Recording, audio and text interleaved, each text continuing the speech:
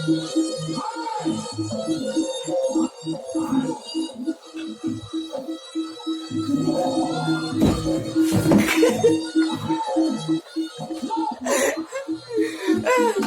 wis.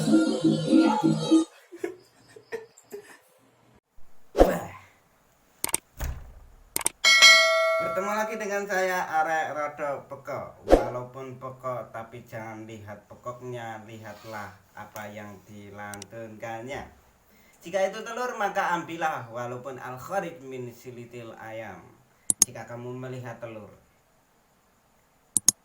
dan di kiri kamu ada telur, kanan kamu ada telek. Apa yang kamu ambil? Maka kamu pasti mengambil telur. Karena kamu rasa bahwa telur itu lebih bermanfaat daripada telek. Walaupun keluarnya dari silit ayam, keluar dari tempat yang sama. Maka jangan lihat diriku, lihatlah apa yang aku lantunkan. Ingkang tansah kinurmatan dumateng para subscriber. Ugi sanes-sanesipun ingkang kersa ningali video niki. Kula aturi ingkang dereng like, subscribe, sumangga enggal-enggal di subscribe riyen, di like rumiyin, di subscribe. Selamat malam jika kalian menonton video ini pada malam hari. Selamat pagi jika kalian menonton video ini pada pagi hari. Selamat pagi terus selamat siang jika kalian menonton pada siang hari. Selamat sore jika kalian menonton video ini pada sore hari. Saya rasa cukup ya. Selamat petang. Selamat petang. Selamat petang saya rasa hanya pelengkap saja. Tapi waktu itu kan terbagi menjadi 4. Malam, pagi, siang, sore, dan yang lain itu pelengkap. Karena ya saya rasa seperti itu. Dukunglah channel kami agar kami tidak layu sebelum berkembang dengan like, subscribe, dan share. Dan juga doakan kami agar kami semakin maju dan berkualitas.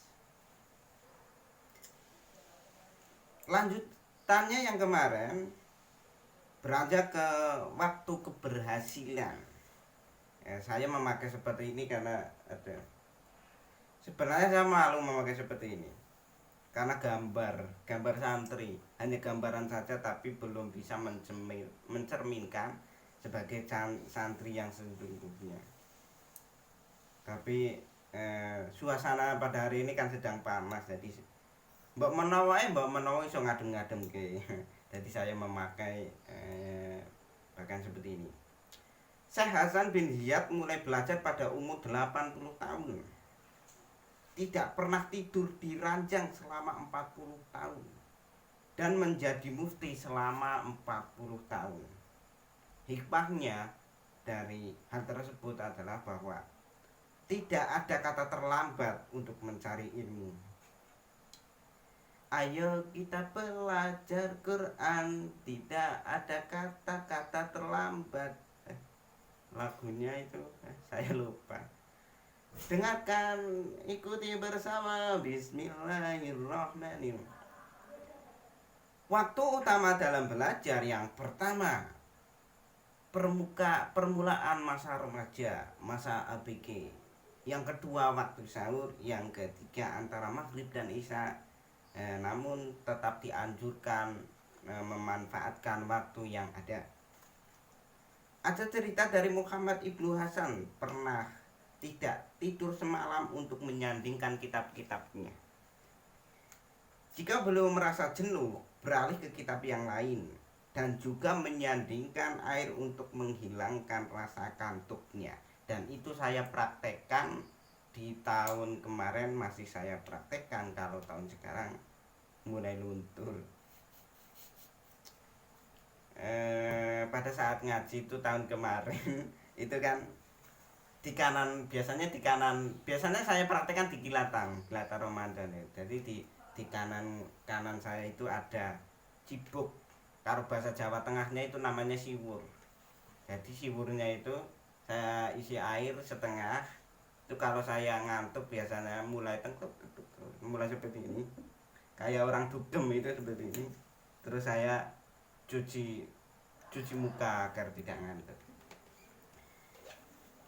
Kasih sayang dan nasihat. Penyayanglah, jangan ahli mencela. Jangan dengki, tidak manfaat pula. Jangan hiraukan orang berkata apa, jika akan menggoyahkan kebaikan yang telah tertanam di jiwa. Mulai panas ini. Terkadang kita tidak bersabar, namun tetaplah bertahan hingga keikhlasan terbangun megah di dalam dada. Sungguh Tuhan melihat apa yang kita lakukan. Ikhlas itu adalah menerima apapun, itu namanya ikhlas. Kalau sabar kalau dilakukan terus menerus akan timbul keikhlasan. Jadi antara sabar dan keikhlasan itu lebih tinggi ikhlas. Karena sabar itu sebenarnya ikhlas yang dipaksa. Itu adalah sabar. Dalam ceritanya Syekh Islam Burhanuddin bahwa kemauan keras guru bisa berpengaruh dalam keberhasilan murid. Beralih pembahasan, ketika menjadi alim, janganlah merasa alim. Janganlah merasa suci hingga orangnya menyakitkan orang lain dan memusuhi orang lain. Orang berbuat kebaikan akan dibalas kebaikan, dan orang berbuat kejelekan akan menanggung semua kejelekannya. Ketika menjadi orang alim, jangan merasa alim, jangan merasa suci. Ketok ngaji, wah mulai panas iki ngene pakan ngene iki ya sok alim e. Guys, serbane barang. Serbane. Guys, jangan sok alim. Aduh iki tak taleni. Wah, sok alim ngene iki. Klambine gak kawasan. Gak usah. Sok alim. Sekarang banyak ya. Bahkan sekarang itu bukan hanya sok alim, sok santri bahkan ada. Seperti apa itu? Orang yang mengurusi NU itu dianggap sebagai santrinya Mbah Hasyim. Benar. Orang yang mengurusi NU itu dianggap sebagai santrinya Mbah Hasyim. Tapi pertanyaan saya, apakah orang yang ikut berorganisasi NU itu juga santrinya, juga terlibat dalam santrinya Mbah Hasyim? Saya rasa yang dimaksud dengan orang yang mengurusi NU itu santrinya Mbah Hasyim itu saya setuju saja, karena itu adalah makalahnya Mbah Hasyim. Tapi apakah dengan bangga menjadi santrinya Mbah Hasyim itu kemudian tidak harus ngaji, tidak harus ikut apa yang dilakukan para santri? Sekarang kan aneh. Sekarang juga ada ulama.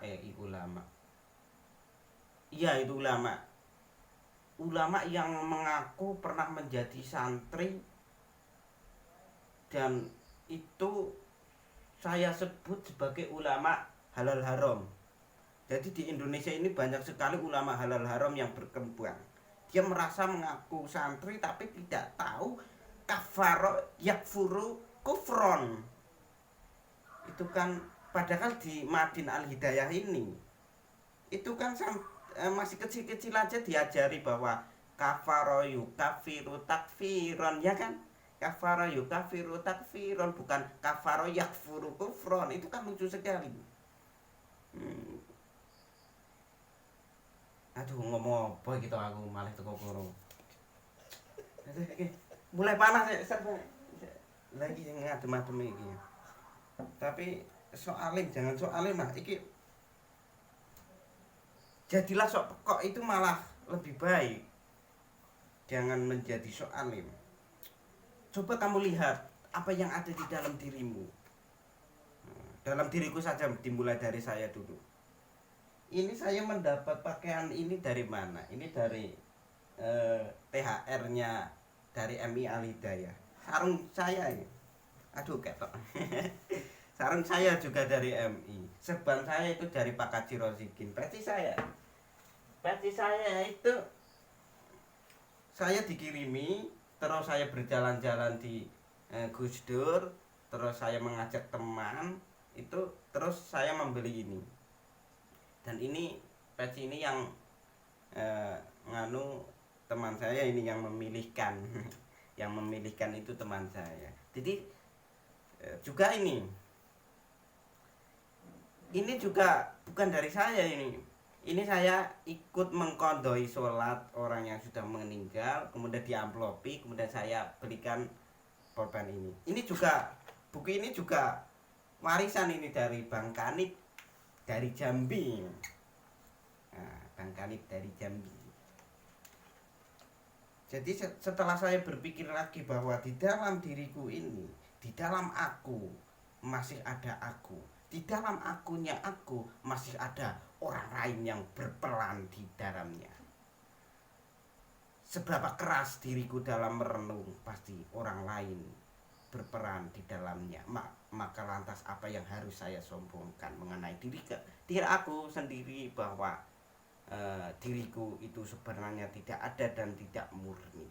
Karena langkah apa yang saya lakukan pasti orang lain membantunya, tidak murni dari diri aku sendiri. Aduh, malah puitis ngene rek.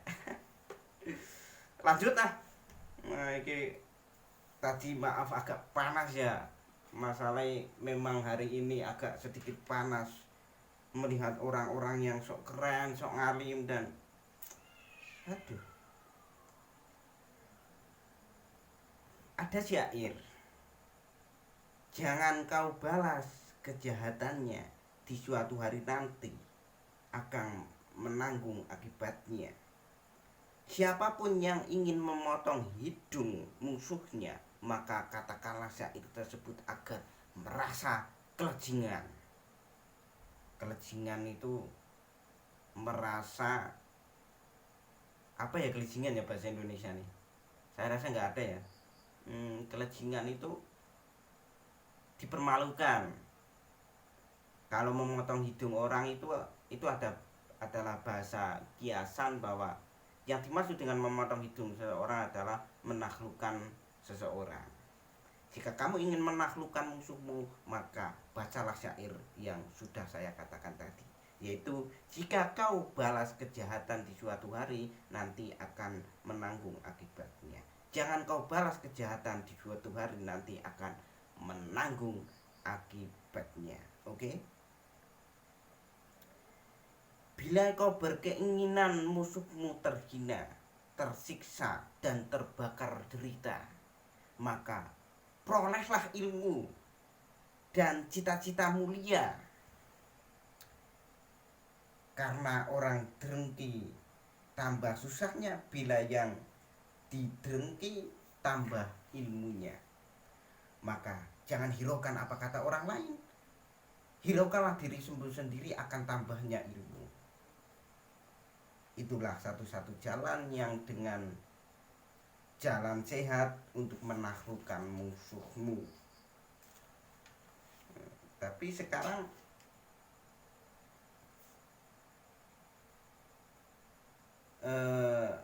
ada kata-kata bijak seperti yang sudah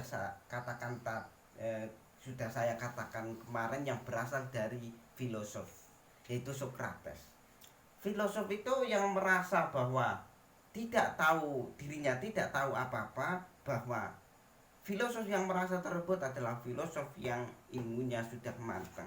Juga Imam Ghazali itu terus mencari kebenaran dan tidak sampai pada puncak kebenaran. Dan yang merasa Imam Ghazali itu yang merasa tidak benar, bahwa Imam Ghazali itu yang ilmunya sudah matang. Dia merasa tidak benar bahwa Imam Ghazali menandakan bahwa Imam Ghazali itu yang sudah matang. Socrates mengaku bahwa dirinya tidak tahu apa-apa, berarti Socrates yang ilmunya sudah matang. Orang yang mengaku pekok, orang yang mengaku pekok itu menandakan bahwa tidak pekok. Enggak, karena ini pekok beneran kali ini. Kali ini pekok beneran, jangan salah mengira.